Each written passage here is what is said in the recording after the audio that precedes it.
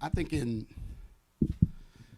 instances like this, you prepare well out of fear, right? Like, you go back to the future. We haven't been very good on the road in the last couple of years. I guess last year, but even before I got there, they weren't very good on the road. So we're trying to build our resolve as a team, and we really worked on it.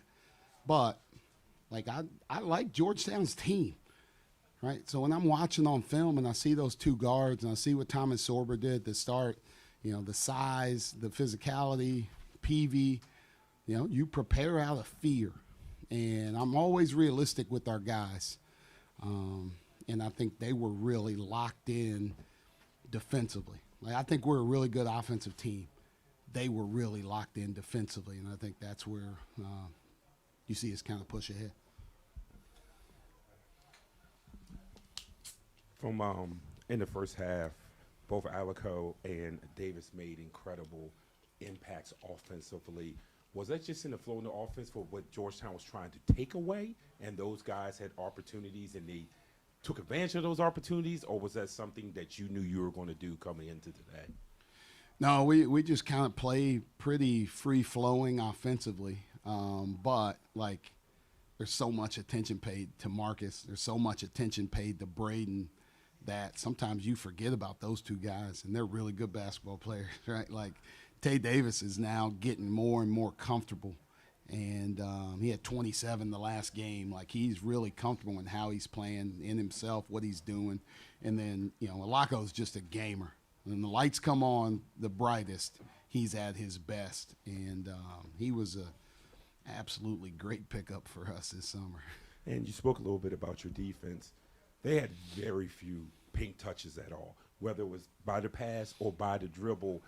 Was that something that was at the top of your scout that they don't get there? Because they did not get there today.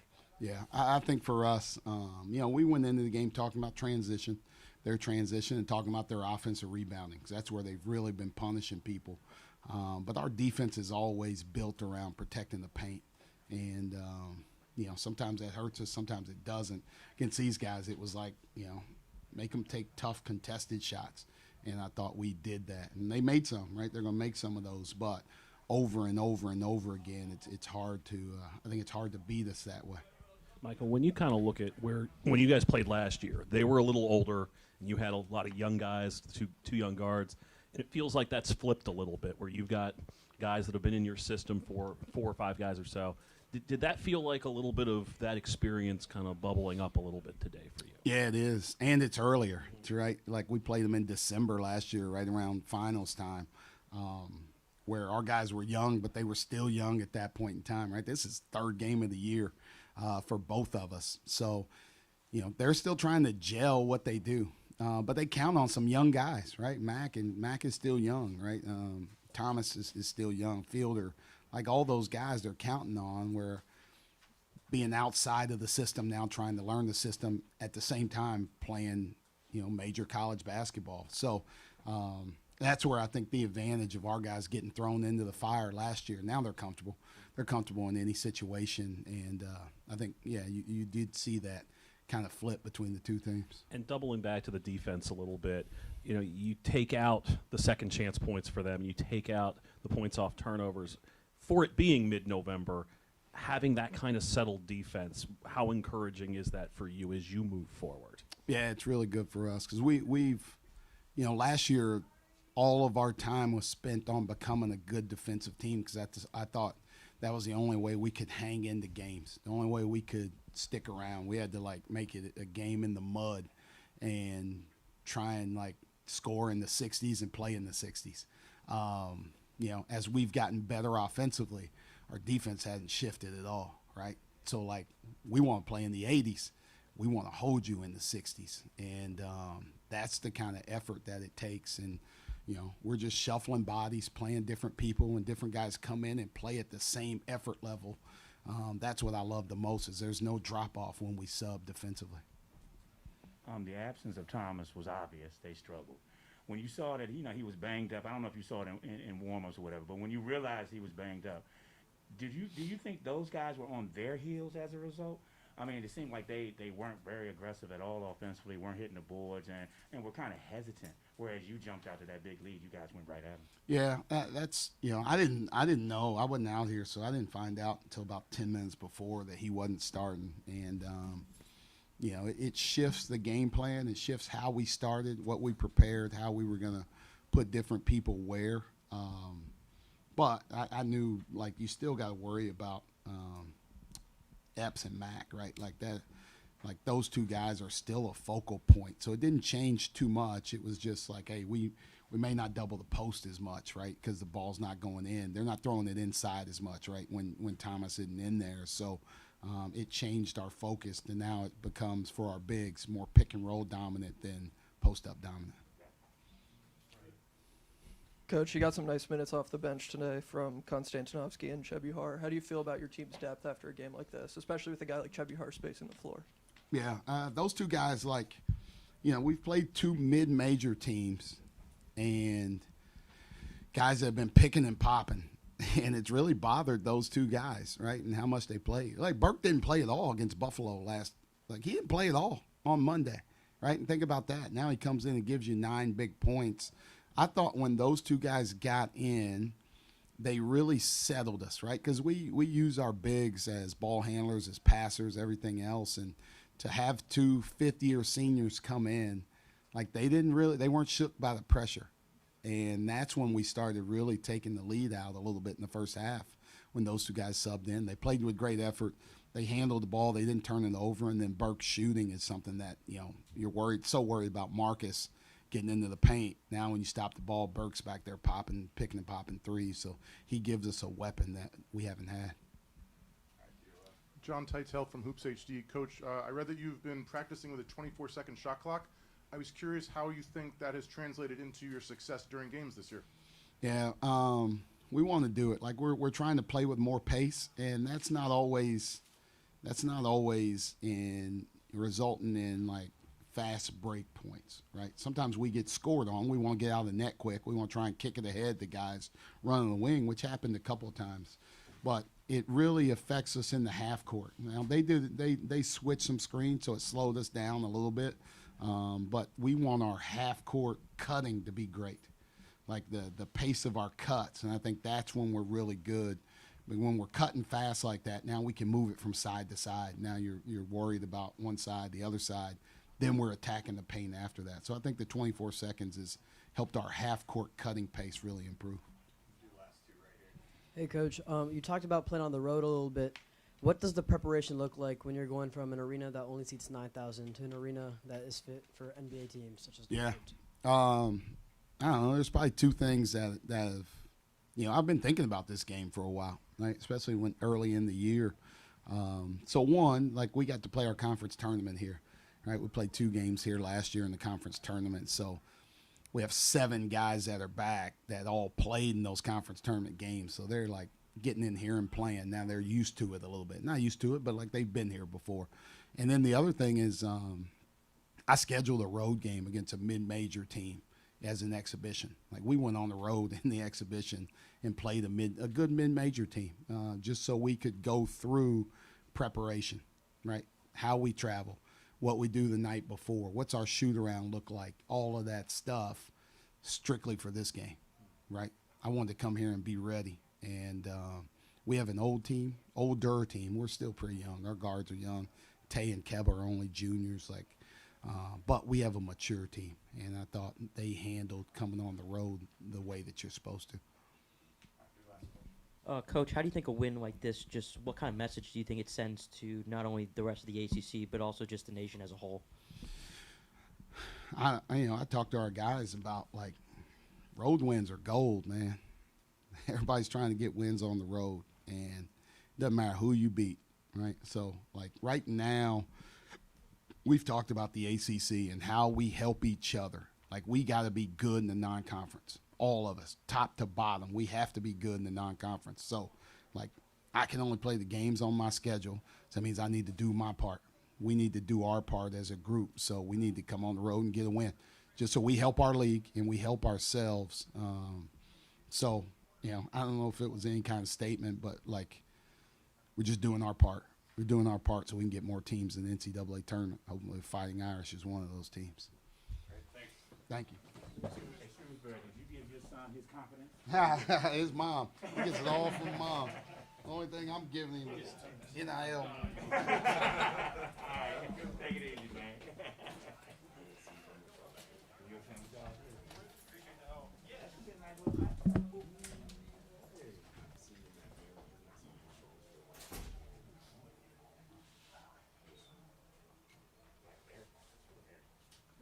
But no,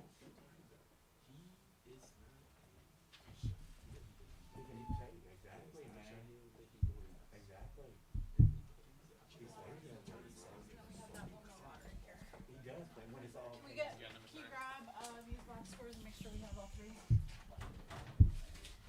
Thanks, guys. Do you know which players, if any, for Georgetown? Absentee. Thanks. Up there.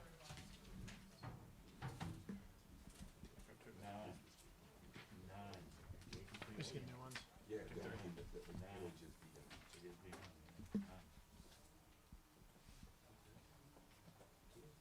They gotta learn how to deal with this shit. You gotta learn how to That's all we need. Everyone else has one. yeah, because it doesn't make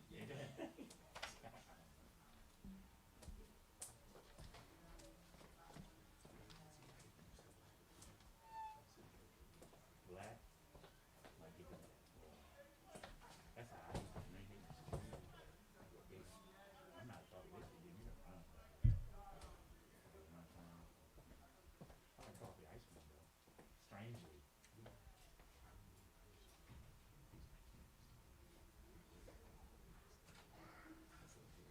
Coffee? Oh, wow, you and your grandpa would have been cool.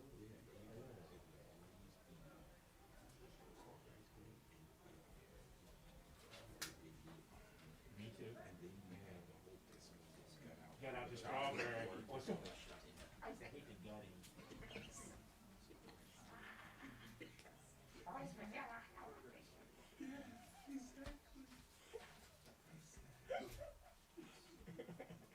That is so real. The gutting out of Neapolitan colors. Crazy.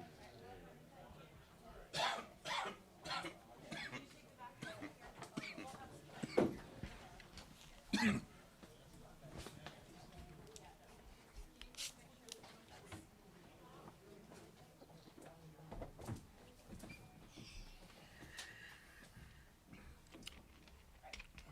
gonna let Coach open with a statement, and then we'll move to questions, and we'll start with Patrick Stevens from the Washington Post as soon as Coach is. We're gonna do something different today. I'm gonna have my players open with a statement. All on you, man.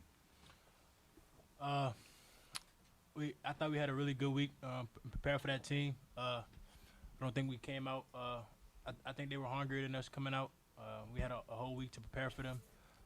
I personally thought we were more prepared. Coach thought we were more prepared. We all did. I feel like now we see what it takes, though.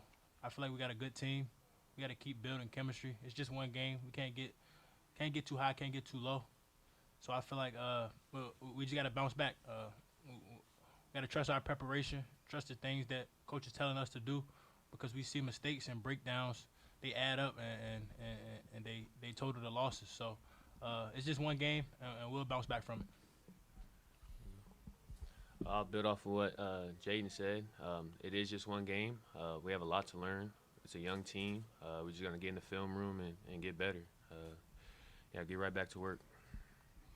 I think it's important that as we continue to grow together, you got to give. I mean, I thought Notre Dame was lights out. I thought from the opening tip, after the first war, which is the first 4 minutes, they control the rest of the game with their pace, with their chemistry. You can see that they have incredible chemistry. You can see they've been together, and you can see our lack of chemistry. I was surprised that the outcome based on our week. I thought we had a good week. We had a week off. It just, we got a way to go. And I do look at it. It's not just a game. It is the game. It's the most important game because it was today. But we'll learn from it. We'll grow, and we'll continue to improve, right? Because that's the only way. That's the only thing you can do, right? I don't like when our energy is down, and our energy wasn't down. We have the energy we normally have, our enthusiasm. I thought we had okay effort. I didn't think we had focused effort. I didn't think we had purpose effort, a purpose focus. So I think that came back to us. And again, give them a lot of credit. They came in here and absolutely kicked our ass. Ed, put simply, do you feel like you guys just kind of looked your age today? 100% we looked our age. You know, we weren't very healthy, but that's not an excuse, right? You know, we got a little bug going around the team. We would definitely looked inexperienced for sure, 1,000% for sure, against a team that had 85% of its team back, right? Both year two coaches, both year two of the programs. Systematically, I thought their program was ahead of ours right now as far as chemistry.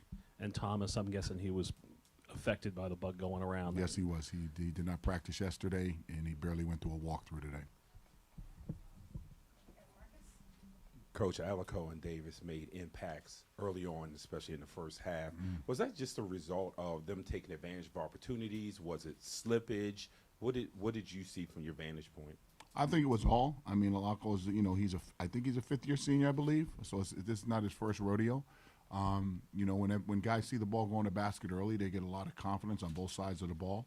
When the ball goes in, you saw us get frustrated when the ball wasn't going in the ball. So that's the basket. So it was a lot of emotional breakdown, really emotional breakdown. You know, it's not going to be a recipe for success playing 10 or 11 guys.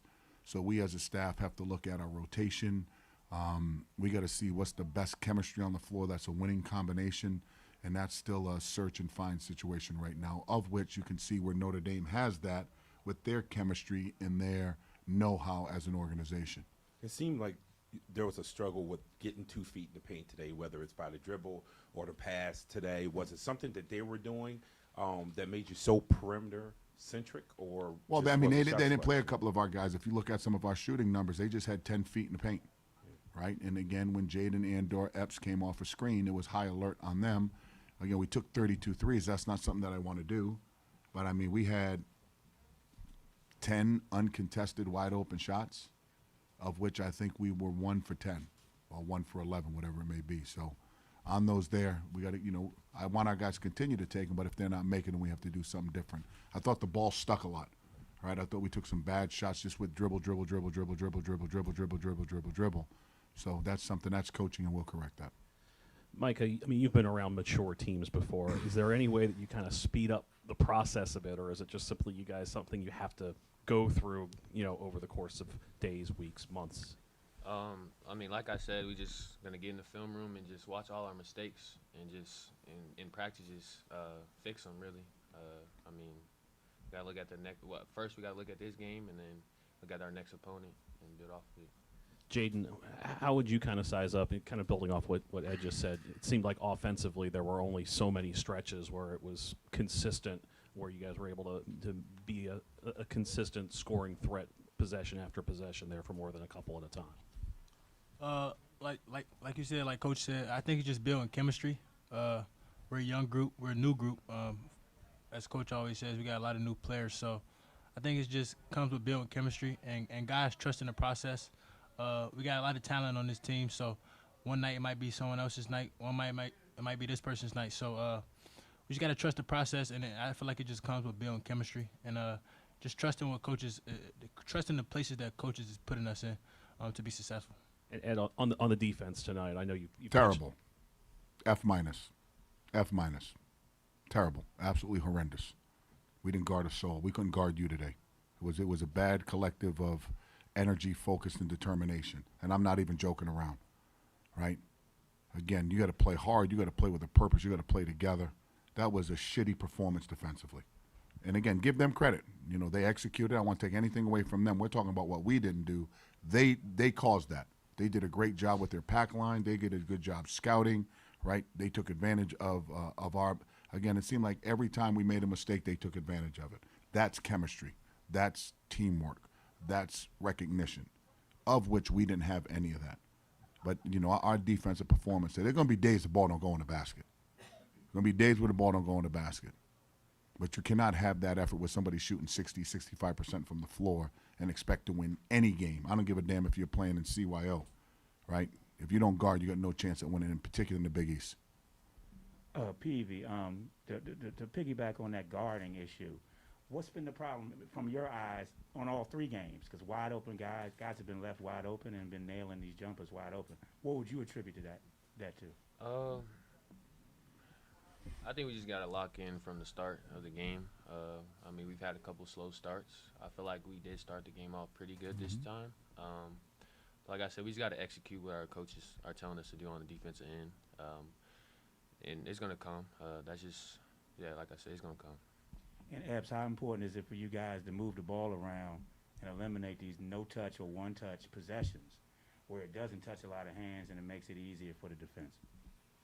It's important. I just feel like that's playing basketball the right way. And I feel like it's not intentional. Guys aren't just doing that intentionally. I feel like we just, like I said, we got to build chemistry, and we got to learn how to play together. We got to watch film together. We got, like Coach said, we got a ways to go. We got a lot of stuff to work on. So just getting in the gym together, watching film together, and just building chemistry. Micah, congrats on your 500th career rebound today. I know that's probably tough to celebrate after a loss like this, but since you've come over, you've been able to impact the game in a variety of ways as a floor spacer, a rebounder. You had 7 steals the other night. How do you stay locked in and trying to impact the game in all these ways, even in a game that kind of gets away from you guys? I mean, I just like winning. So if it's my night to score, I'm gonna try to score. If it's not my night, it's someone else's night, I'm gonna impact you, getting them rebounds, getting the steals. I just want to win games. Micah, you picked up a bunch of fouls pretty early on, and then you picked up your 4th around the 15-minute mark of the second half. How do you think that just impacted not only your game and just your aggressiveness, but also just the team as a whole, given your leader on both ends of the floor? Yeah, I picked up some dumb fouls early. It did impact us a lot, but I just want to shout out Caleb Williams. I feel like he came in and he had some big minutes for us.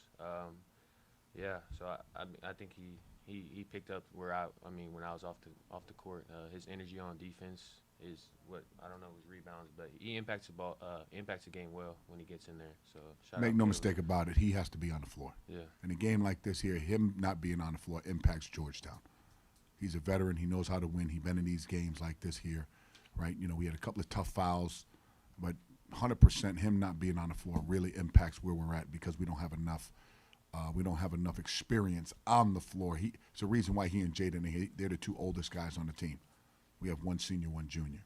That's not an excuse, but it's him not being on the floor is a major, major loss for us. And then, Coach, how do you think a loss like this just early on, even in non-conference play, do you think will help the team grow not only throughout the rest of the non-conference slate, but also just into an especially tough conference slate with like UConn and St. John's, those types of teams upcoming later on in the season?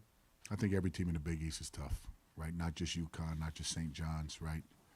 UConn has done a great job, but I think everybody we play in the Big East is going to be a tough matchup. A loss like this early gives perspective on where we're at and how far we can go. I think it gives our guys a wake-up call in some sense, especially on the defensive side. We're going to have days. Again, I've been coaching a long time, and we've won games in the 50s, right? But you got to be committed to that side of the ball and understand how you do it collectively together. So that's the number one thing I'll be concentrating on over the next 48 hours, our defensive alertness, effort, and toughness, and understanding. Right? We'll grow from this. It's not the end of the world, but at the same time, it's a concern based on, right, we had a whole week to prepare, and this is what we did. That's not good. Hey, Coach. There's stretches in that first half where you guys were forcing turnovers and then capitalizing on the other end. What did you see there that can really be used in these upcoming games? And I appreciate that question, son, because that's the positive I'll talk to our team about when we watch film tomorrow. We did. If we can score off our defense, you know, when you score, you get energy, right? When you don't score, it kind of takes your energy. And then everybody feels like they have to make the next shot versus trust what we're trying to do. Move the ball, move your body, set some screens, right? Find the open man, playing basketball the right way as Jaden indicated. But at the end of the day, you get your energy off your defense, right? When you're getting stops, most of the time you get out in transition and score. John Titel from Hoops HD for Coach. 5 straight home games in the next 16 days against non-power conference teams. Thank God. To that end, do you feel internal or external pressure that like you have to win all 5 before you head to Syracuse and West Virginia and stuff like that, or is it just about continuing to improve and trying to play your best and stuff like that? I've said this a million times. Pressure is a privilege. If you have pressure, that means you're in position to empower, impact, and help a situation. I don't feel any pressure at all. We're gonna trust our process of growth and development. We're going to hold our guys accountable. We're going to hold our staff accountable, myself accountable, and we're going to do it the right way, right? We weren't fortunate today. I'm glad we're staying right here in the district, right? It's very disappointing. I really appreciate the crowd that came out, our student body that came out, our alum that were here. I feel bad for them that they saw this performance, but it's okay, right? Give us some grace and we'll bounce back. I'm never going to feel pressure, right? Pressure is when the lights don't come on. Pressure is when you don't have food. Pressure is when, you know, you're looking for a job. That's pressure. This here, this is a privilege. Anyone else? Okay, thank you, everyone. Thank you.